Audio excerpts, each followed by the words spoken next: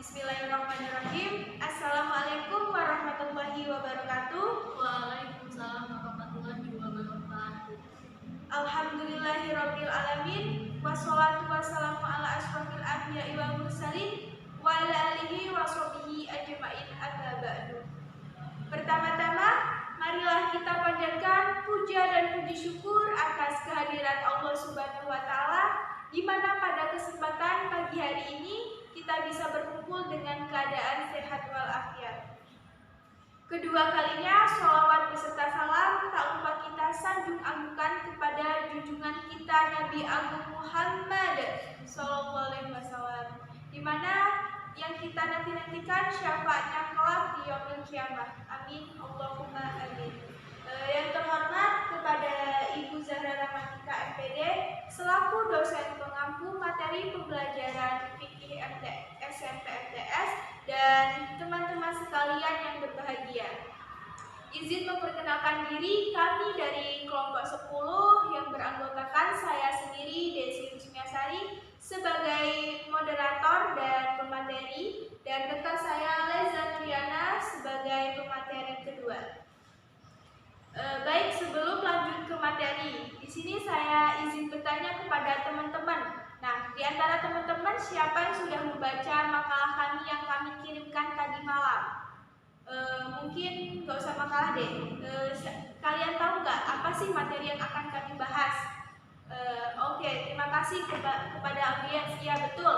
Kami ini membahas tentang jual beli, khiyar, dan riba ya teman-teman. Baik. Materi pertama nih kita membahas tentang jual beli. Apa sih jual beli? Nah, jual beli itu secara bahasa berarti tukar menukar sesuatu dengan sesuatu. Nah, sesuatu di sini bisa kita sebutkan barang. Kemudian kalau ada bahasa pasti adanya istilah. Nah, jual beli secara istilah itu berarti tukar menukar harta dengan harta. Pada saat pertukaran tersebut adanya ijab kabul. Nah, ijab kabul tersebut harus sesuai dengan syariat Islam. Nah, syariat itu harus memenuhi syarat dan rukun dari jual beli. Nah, baik, mungkin di antara teman-teman pengertian jual beli itu sangat banyak. Nah, bagi teman-teman yang berpikir jual beli itu pengertiannya cukup banyak, ya itu juga benar. Tapi kami di sini menjelaskan tentang jual beli secara menyeluruh ya teman-teman. Baik, ke pengertian sudah, kita lanjut ke dasar hukum dari jual beli. Nah, di sini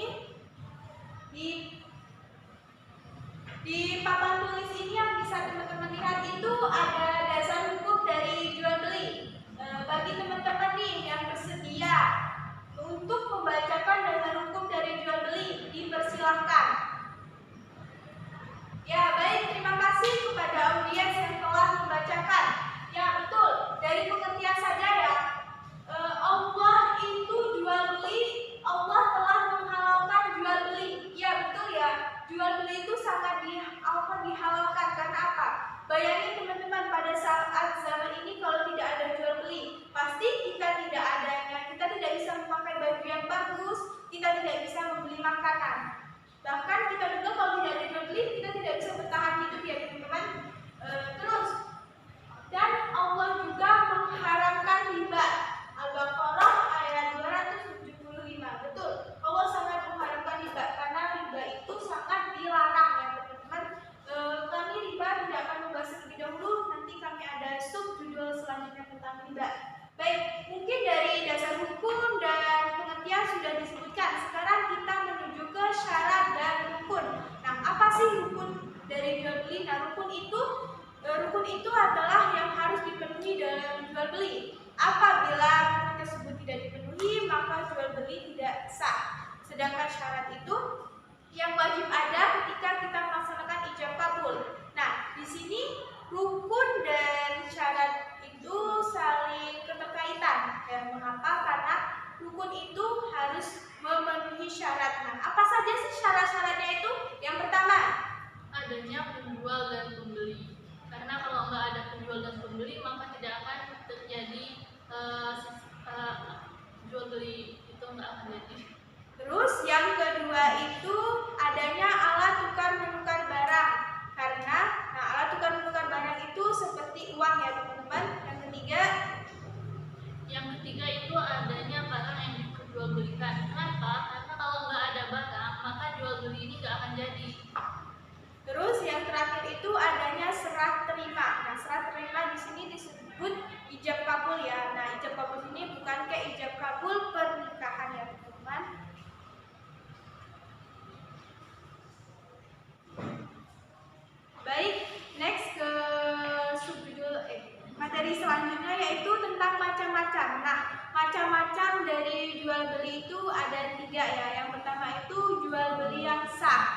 jual beli yang sah itu harus sesuai dengan rukun dan syarat.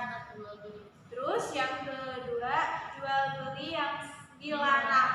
Nah, jual apa saja yang dilarang? Itu yang pertama. Ya, jual beli yang terlarang itu yang pertama ada jual beli sistem ijon. Apa maksudnya? Yaitu jual beli tanaman yang belum nyata hasilnya. Contohnya, misalkan anggap aja bunga ini adalah bunga mangga. Nah, ini bunga mangga ini punya Leza. Nah, Leza ini mau jual bunga mangga ini sama Desi. Nah, tapi karena ini belum jadi mangga, itu hukumnya terlarang. Terus yang kedua itu jual beli makanan dan minuman haram. Nah, pasti teman-teman tahu apa saja yang dilarang. Yang pertama itu kayak misal kita jual daging babi, daging anjing, dan hammer ya. Di sini nih saya bawa botol. Nah, saya anggap ini adalah hammer ya. Dimana kan ketika saya memperjualbelikan ini, maka jual beli yang saya lakukan itu tuh yang dilarang. Kemudian yang selanjutnya ada jual beli anak hewan yang masih dalam kandungan. Kenapa dilarang? Karena nanti saat lahir anak hewan tersebut belum pasti akan hidup atau matinya. Jadi jual beli ini dilarang. Terus yang ketiga, jual beli sperma hewan. Nah, kenapa dilarang? Karena kan pada saat diperjualbelikan kita itu tidak tahu wujud dari sperma tersebut dan kadarnya itu apa. Karena si penjual itu langsung menyuntikkan ke hewan. Nah, seperti ini nih kayak sperma sapi, itu yang biasa dilakukan, padahal itu dilarang. Kemudian selanjutnya ada jual beli barang yang belum dimiliki. Maksudnya apa? Misalkan si Desi ini mau jual jilbab sama Leza. Nah, jilbabnya itu belum sama Desi tapi udah mau dijual ke Leza, itu dilarang sama agama. Terus yang terakhir itu jual beli yang tidak jelas. Nah, maksud tidak jelas itu saya ambil contoh kayak buah-buahan. Nah, buah-buahan itu kayak misal masih kecil nih, masih belum nyata adanya, itu dijual. Misalnya saya langsung menjual, padahal saya itu tuh kan tidak tahu bakal ini nanti bakal jadi atau bakal membusuk. Mungkin itu ya teman-teman dari jual beli yang dilarang. Kemudian kita lanjut ke jual beli yang sah tetapi dilarang agama. Nah, yang pertama itu jual beli pada saat khutbah Jumat. Kenapa dilarang? Karena kan apabila yang seorang penjual itu lelaki, kalian tahu sendiri kan, lelaki itu wajib sholat Jumat. Apabila dia tetap berjualan, pasti positif dia tidak sholat. Itu yang menyebabkan kenapa jual beli itu dilarang. Kemudian yang kedua ada jual beli dengan niat menimbun barang. Kita langsung ambil contoh, misalkan banyak kan pabrik-pabrik kayak misalkan Indomaret atau toko-toko warung kecil yang menimbun barang, misalnya minyak nih, dikumpulin banyak-banyak dulu, disimpan dulu sampai banyak supaya nunggu harganya itu melonjak tinggi, baru dikeluarin buat dijual. Itu ya dilarang itu, tapi sah. Yang ketiga itu jual beli yang menghadang sebelum di pasar. Itu saya langsung ambil contoh ya biar kita lebih paham. Kayak semisal si Leza, saya ke pasar pada saat saya berkendaraan, kemudian tiba-tiba si Leza ini nih menghadang saya di jalan dengan catatan dia mau membeli buku ini. Nah, positif kan saya tidak tahu harga pasar buku ini berapa. Nah, saya jual ke Leza itu 5.000. Tapi tiba-tiba ternyata Leza itu mau menjualnya lagi di pasar dan ternyata dia menjualnya 2 kali lebih lipat menjadi 10.000. Itu dilarang. Kemudian yang selanjutnya ada jual beli dengan mengurangi timbangan dan ukuran. Maksudnya misalkan nih si Desi ini jual mangga. Nah, mangganya Leza mau beli mangga, terus sama si Desi timbangannya itu dikurangin, yang satunya 1 kilo jadi 9 kilo atau 8 on. Jadi 9 on atau 8 on gitu maksudnya. Terus jual beli dengan cara mengecoh. Pasti teman-teman tahu apa sih mengecoh. Saya langsung ambil contoh aja ya biar cepat. Dengan cara mengecoh itu kayak semisal kita menjual buah-buahan, di mana buah-buahan yang saya sediakan di atas meja itu yang sangat bagus, bersih, dan awet pokoknya. Tetapi saat saya mau memasukkan ke dalam plastik, ternyata saya sendiri yang memasukkan buah busuk. Nah itu sampai saatnya kalian tidak tahu bahwa ada salah satu buah busuk itu sah tetapi dilarang juga. Kemudian ada jual beli yang masih dalam tawaran orang lain. Nah, jual beli yang sah tapi dilarang ini, kenapa sah tapi dilarang? Karena misalkan nih si Desi ini jual mangga kayak tadi. Nah, ternyata masih ada seseorang yang naruh mangganya. Nah, terus Leza ini datang langsung mau merebut buah mangga yang dibeli sama pembeli yang lain itu. Nah, itu sah tapi dilarang. Baik, mungkin macam-macam tadi yang kami sampaikan sudah sampai ya ke audiens, mungkin audiens juga pasti paham. Sekarang kita lanjut ke hikmah. Apa sih hikmah dari jual beli itu? Nah, hikmahnya itu yang pertama adalah untuk mencari karunia Allah. Terus yang kedua, menjaga kehalalan rezeki. Karena kalau kita menjaga kayak misalnya sesuai dengan syariat Islam, pasti jual belian kita itu mendapatkan halal ya rezeki kita. Kemudian ada supaya kita bisa menjauhi riba. Yang terakhir itu silaturahmi dan memperbanyak jaring. Ya, tahu sendiri kalian pasti pada saat kita melakukan jual beli pasti kita berinteraksi dengan pembeli dan penjual. Itu yang membuat berinteraksi. Kemudian materi yang selanjutnya ada materi rian. Apa sih itu rian? Rian adalah menurut bahasa artinya pilihan. Nah, sebagian ulama berpendapat bahwa rian adalah sesuatu permasalahan yang menyangkut transaksi dalam masalah perdata, dalam bidang perdata yang ada dalam jual beli. Kemudian dasar hukum rian. Dasar hukum rian itu mubah ya. Mubah itu berarti boleh ya teman-teman. Rasulullah SAW juga bersabda nih, engkau berhak rian adalah tiap-tiap barang yang engkau beli selama 3 hari itu. Kalau kita suka maka ambillah, kalau tidak suka maka tinggalkan. Itu hadis riwayat Ibnu Majah. Kemudian ada syarat-syarat rian. Nah, yang pertama itu tentang kepemilikan mabi yang ditangguhkan. Maksud mabi di sini itu adalah barang yang diperjualbelikan. Kemudian ada kepemilikan yang bisa berpindah tangan. Nah, bisa berpindah tangan ini maksudnya penjual ke pembeli. Itu harus dalam melalui sistem akad. Dan yang ketiga itu berpindahnya kepemilikan dan jatuhnya khiyar. Maksudnya jatuhnya khiyar di sini juga apabila kita sudah membeli maka hak khiyar itu sudah tidak ada lagi. Kemudian yang terakhir adalah waktunya atau temponya harus dalam 3 hari. Maksudnya di sini kalau udah 3 hari itu kita nggak bisa pilih lagi untuk melanjutkan atau membatalkan sistem jual beli itu. Kemudian ada macam-macam rian. Macam-macam khiyar itu yang pertama khiyar majelis. Apa sih khiyar majelis? Majelis itu adalah pembeli dan penjual itu berada dalam satu tempat dan pada saat itu juga mereka melakukan ijab kabul dan sudah itu selesai. Tidak ada lagi yang akhirnya itu sudah selesai di situ lah. Kemudian ada rian lagi. Nah, di sini itu adalah hak untuk pembeli, rian untuk pembeli. Maksudnya di sini pembelinya memiliki hak untuk memilih untuk melanjutkan jual beli atau tidaknya karena dalam barang yang mau dia beli, si pembeli beli ini terdapat sebuah kecacatan dalam barangnya. Jadi pembelinya bisa milih buat melanjutin atau enggaknya jual belinya. Terus kemudian khiyar syarat. Agar mudah kita memahami khiyar syarat, saya contohkan ya teman-teman.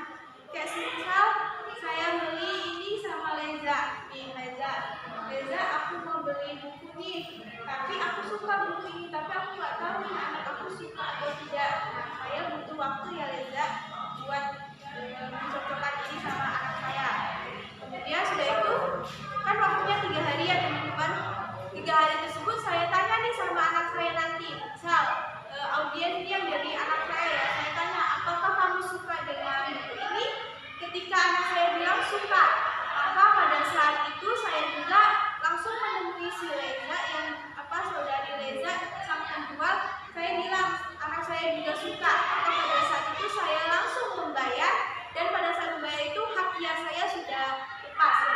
Madiani.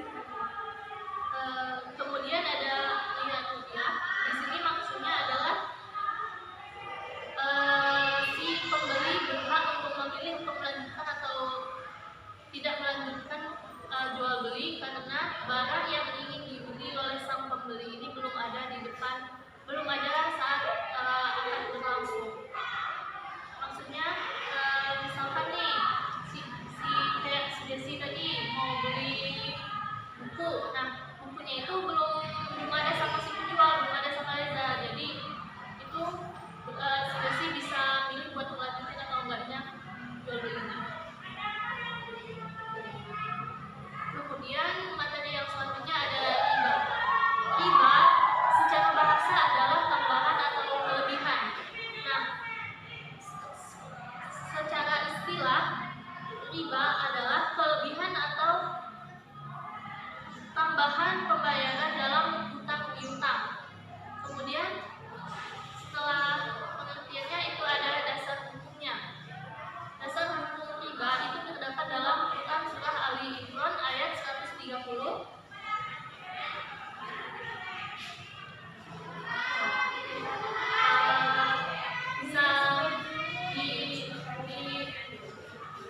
Bisa dibacakan oleh audiens.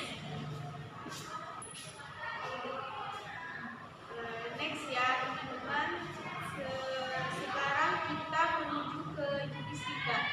Apa saja sih jenis riba itu?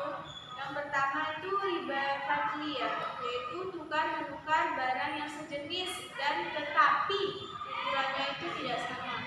Kayak semisal emas dengan emas, perak dengan perak, dan beras dengan beras. Di sini saya contohkan emas ya. Emas pada saat kita beli itu tuh kayak sama kan emas sama emas, tapi pada saat kita tukarkan, ternyata sama si penjual itu dikurangi, dilebihkan. Itu yang namanya riba fadli. Kemudian ada riba fadli. Maksudnya di sini misalkan maksudnya adalah meminjamkan sesuatu dengan niat tambahan, dengan syarat tambahan. Misalkan si Desi ini pinjam uang sama Leza sebesar 50.000. Nah, Leza ini berharap supaya Desi kembaliin uangnya nanti lebih dari 50.000, misalkan jadi 55.000 atau 60.000 gitu. Terus yang ketiga itu riba nasi'ah. Nah, riba di sini yaitu melebihkan barang dengan waktu atau jatuh tempo karena adanya jatuh tempo. Semisal kita ambil contoh itu beras. Kita semisal beli beras 1 kilo. Nah, 1 kilo itu harganya 50.000. Nah, tetapi kita bilang nih saya mau bayar ketika 3 bulan nanti ya. Tetapi kita itu tidak bisa memenuhi tempo tersebut, bahkan jatuh tempo.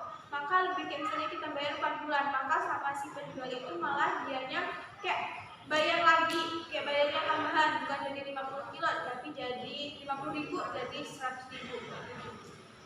Kemudian ada ribayat. Ribayat maksudnya adalah yang terjadi pada jual beli yang disertai penundaan lunas terimanya, sama kayak riba majelis, sama kayak riba fadli tadi ya. Tapi ini bedanya penundaan serah terimanya. Cara menghindari riba nih, cara menghindari riba di dalam jual beli. Dalam jual beli itu yang pertama kita itu harus seimbang ya antara timbangan sama kadar yang kita beli, nggak boleh ada yang lebih atau kurang-kurang. Terus yang kedua itu harus tunai ya, tunai lagi misalnya langsung uang. Tapi kalau misalnya nggak bisa ya kita bisa utang tapi tidak dengan bank. Terus yang terakhir itu adanya terima atau ijab kabul, maka dianggap sah juga.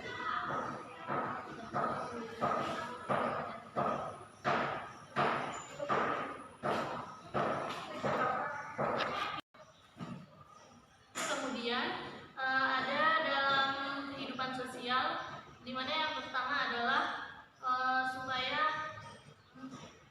kita bisa membiasakan hidup sederhana. Kemudian supaya kita bisa menghindari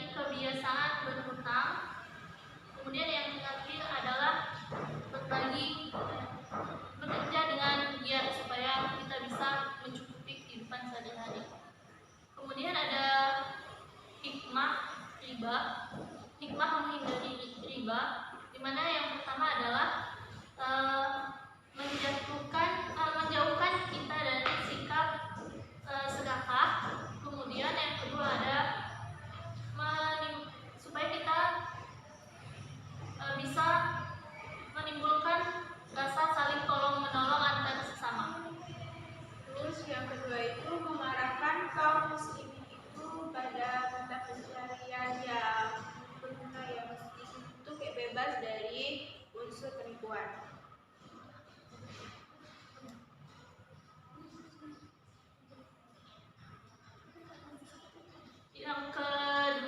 Yang ketiga maksudnya yaitu supaya kita menjauhkan rasa sikap permusuhan antar pribadi, dan supaya kita bisa menambah semangat kita. Terus yang terakhir itu menjauhkan orang muslim dari sesuatu yang kebinasaan. Maksud dari kebinasaan seperti di sini itu kan orang yang melakukan riba itu zalim. Nah, riba yang zalim itu akan binasakan pada nanti saat nanti. Maka kalau kita menghindari, maka kita terhindar juga dari kebinasaan tersebut. Ya. Baik, mungkin materi yang kami sampaikan dalam video pembelajaran ini sudah cukup. Saya harap teman-teman bisa memahami kembali materi yang kami sampaikan, yaitu tentang jual beli, khiyar, dan riba. Mungkin sekian yang materi dari kami.